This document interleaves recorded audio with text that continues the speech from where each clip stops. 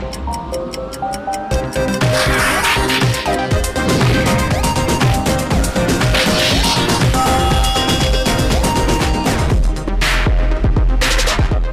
जम्मू कश्मीर में अजीब अजीब कानून जो है वो लाए जा रहे हैं, बल्कि थोपे जा रहे हैं, और ना तो लोगों की राय ली जाती है, ना पॉलिटिकल पार्टीज़ की राय ली जाती है, ना ऐसे कानून जो है किसी लेजिस्लेचर में बनाए जाते हैं। ये तो पूरी बीजेपी कैटेगरी में है आज। नमस्कार दोस्तों, स्वागत है आपका ग्रेटर जम्मू वर्चुअल में। मैं हूं अमित गुप्ता। स्वागत करता हूं आपका 1 to 1 प्रोग्राम में। ये वो प्रोग्राम है जहां पर हम आपको हर बार किसी एक पर्सनालिटी से मिलवाते हैं जो अपनी फील्ड में, अपने क्षेत्र में मशहूर होती हैं। तो आज हमारे साथ बातचीत करने के लिए, हमारे सवालों के जवाब देने के लिए हमारे साथ मौजूद हैं हर्षदेव सिंह। हर्षदेव सिंह जी पैंथर्स पार्टी के चेयरमैन हैं, 3 बार एमएलए रह चुके हैं रामनगर कॉन्स्टिट्यूएंसी से, और साथ ही साथ वो फॉर्मर मिनिस्टर फॉर एजुकेशन भी रह चुके हैं। तो सर, स्वागत है आपका हमारे इस प्रोग्राम में। शुक्रिया। तो सर, मेरा पहला सवाल आपसे है डीडीसी इलेक्शंस को लेकर, जो कि आने वाली हैं। हाल ही में 4th ईयर जो पंचायती राज सिस्टम इंट्रोड्यूस किया गया है, इस पर आपकी पार्टी का क्या टेक है?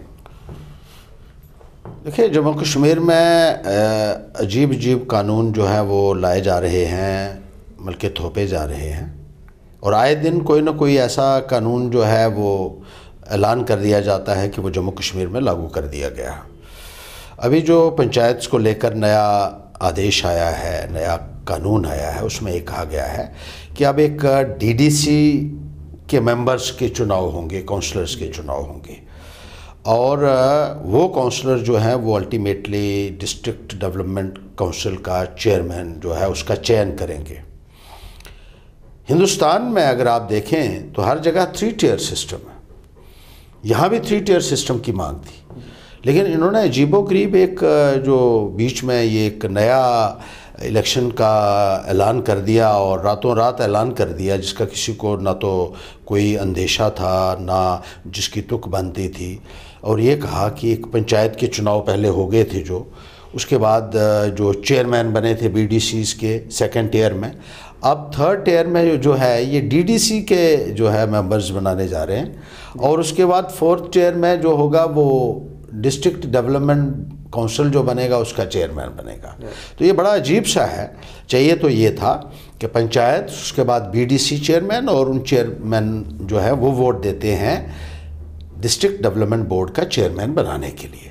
लेकिन यहाँ अजीब अजीब बातें जो हैं वो होती हैं, और अब लोग हैबिचुअल भी हो चुके हैं। शायद इसीलिए ज़्यादा आवाज़ नहीं उठी, क्योंकि बोलने का कोई फ़ायदा नहीं है। जो वो फैसला लेते हैं वो अचानक से लागू कर दिया जाता है, और ना तो लोगों की राय ली जाती है, ना पॉलिटिकल पार्टीज़ की राय ली जाती है, ना ऐसे कानून जो है किसी लेजिस्लेचर में बनाए जाते हैं। देखिए, पार्लियामेंट नहीं चल रहा है, असेंबली नहीं चल रहा है।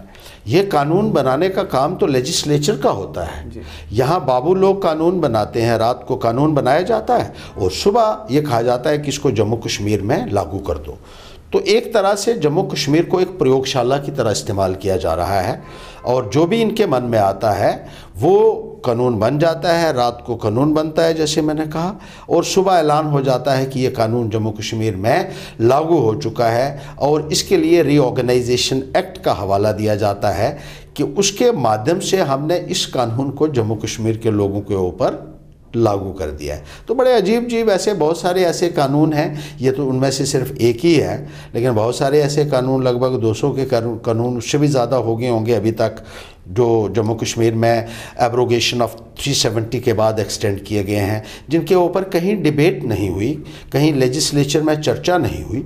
कानून लेजिस्लेचर इसलिए बनाता है ताकि उसके ऊपर बहस हो सके, जनप्रतिनिधि उनको देखें कि क्या ये अवाम के हित में है, उसका प्रॉस और कॉन्स डिस्कस किया जाता है, और बहुत डेलिब्रेशंस के बाद अपने अपने राय जब मेंबर्स देते हैं, उसके बाद उस कानून को पास किया जाता है। लेकिन यहाँ ऐसा नहीं हो रहा है। तो एक किस्म की ये जो है, ये एक तानाशाही इसको कहिए, अनडेमोक्रेटिक या अनकॉन्स्टिट्यूशनल वर्किंग कह लीजिए, जो भी कह लीजिए, लेकिन इस तरीके से कानून बनाना और फिर अचानक से उसको थोप देना बहुत सवालिया निशान जो है वो सरकार के ऊपर खड़े करता है। लेकिन वो कहते हैं मरता क्या ना करता, जो वो कानून लाएंगे वो तो लोगों को मानना पड़ेगा यहाँ। तो सर क्या पैंथर्स पार्टी जो है वो इन इलेक्शंस में पार्टिसिपेट करेगी? बिल्कुल कर रही है, क्योंकि ओपन फील्ड तो नहीं दिया जा सकता है बीजेपी को, क्योंकि उन्होंने जिस तरीके से लोगों के अंदर गुस्सा है जी, लेकिन अब गुस्सा निकालने के लिए उनको जगह ही नहीं देंगे तो फिर बीजेपी वाले ही आ जाएंगे, फिर वही करेंगे जो आज तक वो करते रहे हैं, और फिर लोगों को निराशा होगी। और उस निराशा के लिए ज़िम्मेदार जो हैं वो बाकी पॉलिटिकल पार्टीज़ भी होंगी जो इलेक्शंस में नहीं जाएंगी। वैसे भी हम संविधान को मानने वाले लोग हैं, जमहूरी निज़ाम में विश्वास रखते हैं। जब भी ऐसा कोई मौका आएगा तो पैंथर्स पार्टी लड़ेगी और भारतीय जनता पार्टी को अपनी जो फेलियर्स हैं, जो नाकामियाँ हैं, उनसे रूबरू भी कराएगी और उनको कटघरे में भी खड़ा करेगी। सर जब इलेक्शंस की बात आती है तो अगर हम इन्हीं इलेक्शंस की बात कर लें तो इसमें जो कश्मीर की जो पार्टीज़ हैं उन्होंने इकट्ठे मिलकर इसे लड़ने का फैसला लिया है गुपकार डिक्लेरेशन के तहत। तो क्या इस तरीके का कोई अलायंस जम्मू से इमर्ज क्यों नहीं हो रहा, या फिर जम्मू में तो बदकिस्मती है कि जम्मू की पार्टीज़ जो हैं वो साथ नहीं आती हैं और बहुत सारी पार्टी तो उन्हीं के साथ मिल जाती हैं। तो होना चाहिए, ऐसा होना चाहिए, क्योंकि जब हम कहते हैं कि जम्मू के साथ भेदभाव है तो इकट्ठा होना चाहिए। और नहीं इकट्ठा होना ही भेदभाव का कारण है, क्योंकि वो इकट्ठा हो जाते हैं, वो तो दिल्ली को डराते हैं, दिल्ली भी उन्हीं की सुनती है। जम्मू वालों को तो फॉर ग्रांटेड दिल्ली ने भी लिया हुआ है, क्योंकि जम्मू की आवाज़ हम एक सुर में नहीं निकालते हैं। जो बात मैं यहाँ कहूँगा वही बात बाहर जाके कोई दूसरी पार्टी कर रही होगी, तीसरी जगह कोई और कर रहा होगा, तो अगर वो इकट्ठी की जाए तो उसमें एक स्ट्रेंथ आएगी, एक मजबूती आएगी और उसका असर भी होगा। लेकिन बदकिस्मती यही है कि हम किसी की बात सुनने के लिए तैयार नहीं हैं। हमने अलग अलग अपने बनाए हुए हैं, नए नए प्लेटफार्म रोज़ाना बन रहे हैं। आज की तारीख में जम्मू में सिर्फ एक रिकॉग्नाइज्ड पॉलिटिकल पार्टी है, पहले ये समझना बहुत ज़रूरी है। कश्मीर में 2 पॉलिटिकल पार्टीज़ को अभी तक रिकग्निशन मिली है एज स्टेट लेवल पार्टीज़, वो है एनसी और पीडीपी। और जम्मू प्रांत में सिर्फ पैंथर्स पार्टी है जिसको इलेक्शन कमीशन ऑफ इंडिया ने रिकॉग्नाइज किया है as a party, as a political party. तो अगर एक रिकॉग्नाइज्ड पार्टी आपके पास है तो अलग अलग जो प्लेटफार्म बनाने की ज़रूरत क्या है, सारे इकट्ठे हो जाइए। फिर भी हम कहते हैं आप आ जाइए, इकट्ठे मिलकर आप अपना भी बनाइए, लेकिन बात तो एक साथ कीजिए, तो उसमें एक ज़्यादा जो है स्ट्रेंथ होगी और ज़्यादा फ़ायदा हो सकता है। तो इसके बारे में कोशिश भी हम करते हैं, लेकिन नहीं हो पाया है, ये बदकिस्मती है। तो जब आप लॉज की बात करते हैं तो एक और लॉ जो है वो हाल ही में जिसे अमेंड किया गया, लैंड लॉज की मैं बात कर रहा हूँ, उन्हें भी अमेंड किया गया। जब यूटी बनी थी तो उस समय बयान दिए गए थे जम्मू बीजेपी के लीडर्स की तरफ से भी कि जॉब्स और लैंड जो है वो जम्मू का और कश्मीर का, जम्मू कश्मीर का वो सिक्योर रहेगा, लेकिन इसमें भी अमेंडमेंट हुआ। तो क्या सेंट्रल गवर्नमेंट जो है वो जम्मू बीजेपी के लीडर्स को क्या सीरियसली नहीं लेती है या उनके बयानों को कुछ मानती नहीं है, या आपको क्या लगता है? देखिए, बीजेपी लीडर्स जो हैं जम्मू के, उनका वजूद क्या है, लीडर है कहाँ इनके पास? ये तो ताली बजाने वाले लोग हैं, जो केंद्र कहेगा ये ताली बजाएंगे, इनकी अपनी कोई शेर नहीं है। जब आपने खुद ही कहा कि लैंड लॉस ऐसे बनेंगे कि यहाँ की ज़मीनें भी बचेंगी, यहाँ की जॉब्स भी जो है वो सुरक्षित रहेंगे, और आपने खुद इस बात को इनिशिएट किया, लेकिन जब करने की बात आई तो देख लीजिए क्या हुआ कि ऐसा कानून बन गया कि कोई भी बाहर से, अब तो ना तो स्टेट सब्जेक्ट की ज़रूरत रही, ना कोई पीआरसी नाम की चीज़ की ज़रूरत, ना डोमिसाइल की ज़रूरत है। आप आइए, नाम दीजिए और ज़मीन लीजिए, पैसा फेंकिए, तमाशा देखिए, वो वाली बात हो गई है। अब तो हम लोग तो तमाशा ही बन जाएंगे यहाँ। देख लीजिए बाहर से जब लोग आएंगे, जो लोग 2-2 हज़ार रुपये में कत्ल करते हैं बाहर, अरे कम से कम जम्मू कश्मीर तो बचा हुआ था ना इससे, अगर था कुछ तो वो बॉर्डर पार से मिलिटेंसी की एक प्रॉब्लम थी ना, कम से कम हमारे लोग तो महफूज थे। लेकिन अब आपने दरवाजे खोल दिए कि कोई भी आएगा बाहर से और यहाँ आके बस सकता है, उसको वही अधिकार होंगे जो आज तक सिर्फ जम्मू कश्मीर के लोगों थे। महाराजा हरि सिंह जी ने ये कानून ऐसे नहीं बनाया था, बहुत दूरदर्शी थे वो। उनको पता था कि अगर मैंने अपने लोगों के हित की रक्षा करना जो है, एक रूलर का जो है वो प्रायोरिटी होनी चाहिए, प्राथमिकता होनी चाहिए, इसीलिए उन्होंने स्टेट सब्जेक्ट का कानून 1927 में बनाया था। इन्होंने तो वो भी कर दिया, सारा खारिज करके अब तो ओपन कर दिया है सारा। तो अब वही लोग जो हैं, अब देख लीजिए, वही लोग जो हैं वो जो आदेश आता है उनका काम है उस आदेश को बजाना, हुक्म बजाने का काम करते हैं ये लोग। अरे लोगों को भी चाहिए, आप जो जहाँ रहने वाले लोग हैं, कि ऐसे लोगों को अपना नुमाइंदा बनाकर आप खुद जो है वो अपना नुकसान खुद ही कर रहे हैं। आप लोग जो कैपेसिटी नहीं रखते हैं, जो आपके लिए खड़े नहीं हो सकते हैं, जो अपनी बात पे कायम नहीं रह सकते हैं, जो एक दिन एक बयान देते हैं दूसरे दिन पलट जाते हैं उससे, ये नुमाइंदगी जो है ये जम्मू को मुझे लगता है कि बहुत भारी पड़ सकती है। इस किस्म के लोग अगर आगे आएंगे तो इसके लिए लोगों को भी सोचना होगा कि एक अच्छी लीडरशिप का होना बहुत ज़रूरी है, और जहाँ अच्छी लीडरशिप नहीं होगी वो रीजन, वो इलाका कभी फ्लरिश नहीं कर सकता है। सर, हमने देखा है कि आपकी पार्टी ने पहले जो है 4G को रिस्टोर करने के लिए बहुत सारे प्रोटेस्ट किए हैं, यूथ के साथ हमेशा खड़ी रही है। तो हाल ही में जम्मू बीजेपी के वाइस प्रेसिडेंट जो हैं युद्धवीर सेठी, उन्होंने एक बयान दिया है कि जो लोग 4G रिस्टोर करने की मांग कर रहे हैं उनका आतंकवाद से कोई संबंध है। तो आप उनकी इस स्टेटमेंट का क्या जवाब देना चाहेंगे? वो खुद पता नहीं होगा वो क्या बोल रहा है, क्या किन की बात आप कर रहे हो। ये तो पूरी बीजेपी कैटेगरी में है। आज 4G को बंद करने का कोई तुक नहीं बनती है। No justification at all. Why should the people of Jammu be deprived of the 4G facility at all? Security service. अब देखिए, जम्मू अगर कश्मीर में अगर आप कहते हैं कि वहाँ हालात ठीक नहीं है तो उसकी सज़ा क्यों दे रहे हैं जम्मू के लोगों को? अरे यहाँ तो शांति है, जम्मू के लोगों में भाईचारा है, एकता है, सब मिलजुल कर रहते हैं, यहाँ तो कोई ऐसी बात नहीं है। लेकिन जब भी कोई कश्मीर के अंदर कोई ऐसी बात होती है उसकी सज़ा जो है वो जम्मू के लोगों को दी जाती है, चाहे वो 4G कनेक्टिविटी को बंद करने की बात हो, चाहे वो दूसरे इश्यूज़ हों। जमहूरियत, आप देखिए इलेक्शन नहीं हो रही है, असेंबली की इलेक्शन नहीं है, कहते हैं कश्मीर में हालात ख़राब हैं। कश्मीर में कुछ होगा तो उसका जो है खमाइजा जम्मू के लोगों को भुगतना है।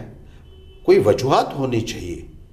अगर ठीक है आपकी कोई स्टेट बहुत डिस्टर्ब्ड है, आपकी कोई डिस्ट्रिक्ट बहुत डिस्टर्ब्ड है, अब जम्मू में देख लीजिए आपने इंटरनेट बंद कर दिया गया है और कितनी मुश्किल यहाँ के नौजवानों को आज की तारीख में आ रही है। अरे जिसने गलत इस्तेमाल करना है वो तो 2G से भी कर लेगा। तो 2G वाले जो हैं वो राष्ट्रवादी हैं और 4G वाले आतंकवादी हो गए। बड़ा अजीब बात है ये बीजेपी के।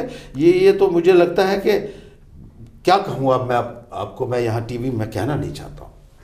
सर, एक और सवाल जो इसी से जुड़ा आपकी बातों से निकलता है वो ये कि आपने असेंबली इलेक्शंस की बात की, तो आपको क्या लगता है कि असेंबली इलेक्शंस कब होने चाहिए, और जो पॉलिटिकल वैक्यूम एक क्रिएट हुआ है पिछले 1-1.5 साल से उसे कैसे ख़त्म किया जाए? देखिए, एक पॉलिटिकल गवर्नमेंट ही लोगों की जो है वो कहते हैं ना नब्ज़, वो पहचानती है लोगों को क्या दुश्वारियाँ हैं। उसका एक कनेक्ट होता है लोगों के साथ। एक चुना हुआ नुमाइंदा जो है वो अवेलेबल रहता है लोगों के डिस्पोजल के ऊपर हर वक्त, दिन और रात, और लोगों का एक एक्सेस रहता है उसके साथ, एक कनेक्ट रहता है उसके साथ। जब भी उनको परेशानी होगी वो उसको पकड़ सकते हैं कभी भी। और जो बना हुआ है उसको भी पता है कि मेरी जवाबदेही है कि अगर मैं काम नहीं करूंगा लोग मुझे पूछ सकते हैं, उन्होंने मुझे वोट दिया है और मुझे आगे भी देखना है। एक ब्यूरोक्रेट की क्या अकाउंटेबिलिटी है? क्या वो तो समझता नहीं। वो कहता है मैंने तो नौकरी करनी है, मुझे क्या कर लेगा कोई। उसका लोगों के साथ कोई रास्ता नहीं, उसको पता ही नहीं है। ऐसे ऐसे एडवाइज़र बाहर से लाए हैं जिनको मैंने जब मुलाकात की तो उनको ये पता नहीं था कि सांबा कहाँ है और विजयपुर कहाँ है। वो तो सीधा उनकी जो है वो ऑर्डर हुआ तो उनको एक नौकरी मिल गई रिटायरमेंट के बाद, तो उन्होंने कहा चलो जी हमें तो दोबारा नौकरी मिल गई है, हमें क्या लेना देना है लोगों के साथ। कौन मिलता है लोगों के साथ? शेड्यूल इन्होंने निकाला, कैलेंडर निकाला कि हम फ़लाँ दिन। मैंने देखा हज़ारों लोग खज्जल होते हुए जिस दिन इन्होंने निकाला होता है, कोई नहीं आता एडवाइज़र वहाँ। एक बार कहीं मुलाकात की होगी इन लोगों ने। इन लोगों की कोई जवाबदेही नहीं होने की वजह से ये लोग, और कोई कनेक्ट लोगों के साथ नहीं होने की वजह से लोगों में इतनी मायूसी है आज की तारीख में कि लोग तो विश्वास खो चुके हैं निज़ाम के ऊपर। और पॉपुलर गवर्नमेंट में देखिए डिफरेंट पॉलिटिकल पार्टीज़ एक दूसरे को चेक में भी रखती हैं। जो सत्ता में है उसको पता है कि अपोजिशन वाला बैठा है, जब मैं गलत करूंगा तो मुझे ये पूछेगा, मुझे जवाबदेह बनाएगा, मुझे मेरी पब्लिक जवाबदेह बनाएगी। और इसीलिए ये कहा जाता है कि worst of political government is better than A bureaucratic rule. और ये लोग इलेक्शन करवाना ही नहीं चाहते हैं, ये चाहते हैं उनका प्रॉक्सी रूल जम्मू कश्मीर में चलता रहे और ये लोग अपनी मनमर्जी करते रहें। सर, अब एक क्वेश्चन में आपकी जो पार्टी है पैंथर्स पार्टी, उसी के इनसाइट्स में थोड़ा जानना चाहूँगा कि पिछले कुछ दिनों में कुछ तस्वीरें सामने आई जिसमें प्रोफेसर भीम सिंह जी जो हैं वो फारूक अब्दुल्ला और महबूबा मुफ्ती के साथ मुलाकात करते हुए नजर आए। तो ये पूरी एक कंट्रोवर्सी क्रिएट हो गई थी। ये पूरा मामला क्या था, इस पर आप अगर देखिए, हमने ये फैसला किया था कि वहाँ मिलने कोई नहीं जाएगा और हमारा गुपकार डिक्लेरेशन से कोई लेना देना नहीं है जी। हम तो लोगों की बात कर रहे हैं। और जो ये नए नए तमाशे खड़े किए जा रहे हैं कि 370 कोई कहता है तो हमने तोड़ा, कोई कहता है जी हम नहीं टूटने देंगे, ये एक सियासत है जी। ज़रूरत इस बात की है कि अब लोगों की तरफ तवज्जो दी जाए। 370 टूटने के बाद क्या हासिल हुआ, क्या मिला, क्या खोया, ये देखने की ज़रूरत है। इसके ऊपर कोई छाती पीटे ये कहे कि मैंने तोड़ दिया, दूसरा कहे जी मैं टूटने नहीं दूंगा, तो ये इसमें हम पढ़ने की हम कोई ज़रूरत नहीं समझते हैं। भीम सिंह जी उस दिन गए थे, जो पार्टी ने फैसला किया था, तो इसलिए पार्टी ने फैसला किया था कि ये डिसीजन जो आपने लिया अपने तौर पर लिया है, ये पार्टी का फैसला नहीं है। इसलिए अपना जो है हमारी पार्टी ने थोड़ा सा अपनी रिजेंटमेंट जो है वो शो की और उन्होंने भी बाद में ये क्लैरिफाई किया कि एक प्योरली एक पर्सनल विजिट थी और गुपकार डिक्लेरेशन के साथ उनका कोई लेना देना नहीं है। तो बात जो है उस वक्त ख़त्म हो गई उसके बाद। तो दोस्तों, ये थे हमारे साथ हर्षदेव सिंह जी। सर, बहुत बहुत थैंक यू, आपने सभी सवालों का जवाब दिया और सभी क्वेश्चंस को फेस किया। तो इसी के साथ 1 to 1 प्रोग्राम में इतना, आज के लिए इतना ही। अगले एपिसोड में फिर मिलेंगे आपको। तब तक के लिए देखते रहिए ग्रेटर जम्मू वर्चुअल। धन्यवाद।